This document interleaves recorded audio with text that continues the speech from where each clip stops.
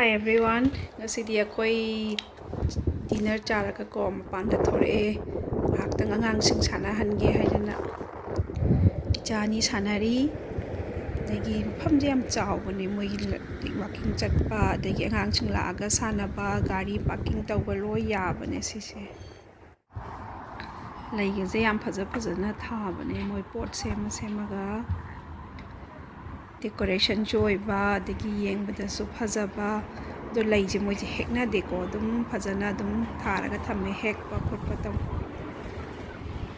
miraga phamnaba ngahaktang oirisu pothanabagi ko chokki ga dum tharaga thambibane moi saise mafamse yam chawi ko mokoi kise dunane mi dum laaga evening da walking chatpa dagi angangsing sanahanba adagi gari parking tawbasu dum tawba yawbane saise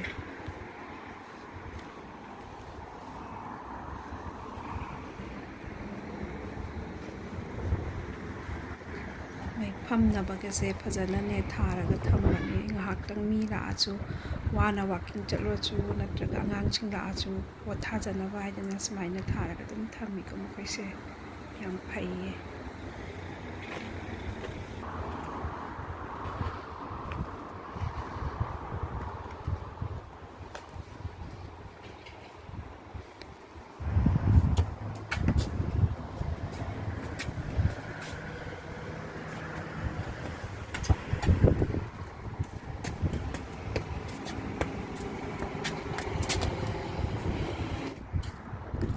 Sina bukogi radio station ni ko koina lairiba city sigi radio station haitare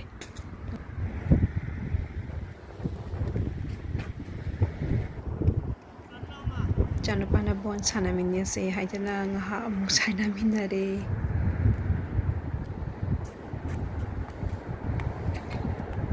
hojikti chasingi summer vacation thari ko moi side di tha ani thapni nam khoi matam je lembam khangde weather faragadi mapan da thoga khara sanaba natragadi nong chuba khotpa tawragadi imungda dum leibani na makhoi shu wai tawbam khangde island gi weather di matam punamakta inge aduga dum nong churaga dum laigalle summer oiraga su nong chuni kaya saba haidu oide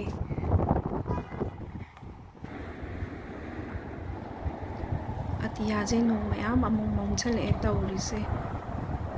nong mayam pari mayam je yengune arang nahanda su nong chuba kana churambadagi lep khita ngairi bane tawrise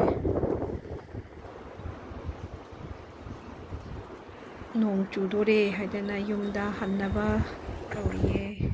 hannaba chu loisalae walking oina sumlakne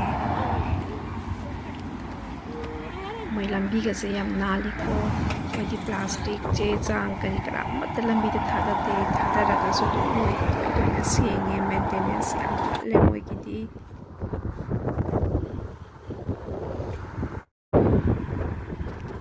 khoi gi yung ga se yam phajabane moi khoina lairiba mafam se ching oina tawe ba ko tunane moi side di turan awang bato sanate ba aduna smaina pitakna nem depna saragane atu matam kuibau long lasting oina adum phajana maintain tawraga thamme ba yam phajana dum sem bane makhoi kise moi lambi ga je yam phajana ne maintain tawi ko makhoi se una plastic kari kra mata thada ba yate hoji akoi ki lekai yoksal le akoi ki changbam to right room da changaga akoigi lairani ko akoigi lekai haitare aduna akoigi na apartment oina tawe yumse ko makhada ama mathakta ama